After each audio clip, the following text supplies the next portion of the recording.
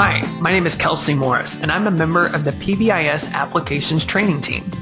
Today I'm going to take you through a brief overview of the different reports, graphs, and data tables that are available in SWIS 5. You can see right now I am at the SWIS dashboard. Here on the dashboard, you have a lot of information already available. Specifically, you have 7 featured reports. Average referrals per day per month, referrals by time, location, day of week, problem behavior, grade, and student. Now those are the 7 featured school-wide reports. To see the other report options that exist within SWIS, I can move up to the top icon navigation row and click View Reports. Here in the Reports dashboard, I can see the core reports as well as some additional reports. The core reports within SWIS include the school summary, which is the SWIS dashboard and the 7 featured reports that we saw previously. And in those core reports, we have average referrals per day per month. That report is useful for comparing how different months fared throughout the school year.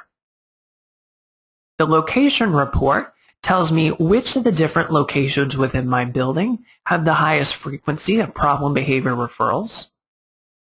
The problem behavior report tells me of the different problem behavior options, which specific problem behaviors have the highest frequency of referrals.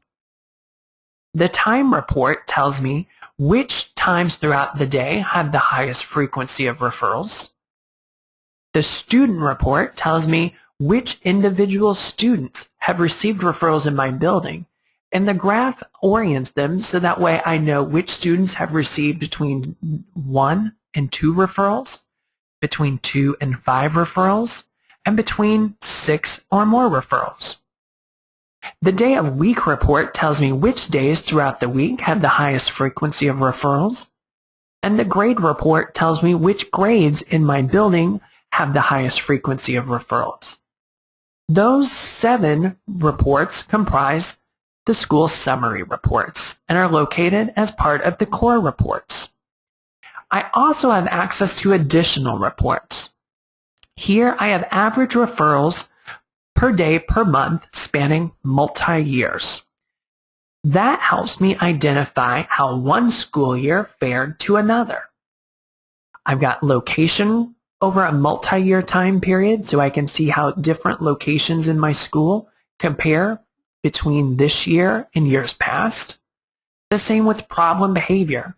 Which of the problem behavior types has the highest frequency of referrals not only this year, but in past years? The staff report is accessible only by the SWIS administrator. The staff report allows the SWIS administrator to view which staff members have the highest frequency of reports versus which staff members have the lowest frequency of reporting practices. The suspension expulsion report helps me identify our suspension expulsion practices and students involved. And the ethnicity report is useful for making sure that my discipline practices are proportionate. If I were to click on any one of these icons here from the reports dashboard, I can open that report individually. For example, if I click on average referrals, that core report is now open with its graph and data table. Here in the quick launch bar at the top, I can access the core reports as well as additional reports.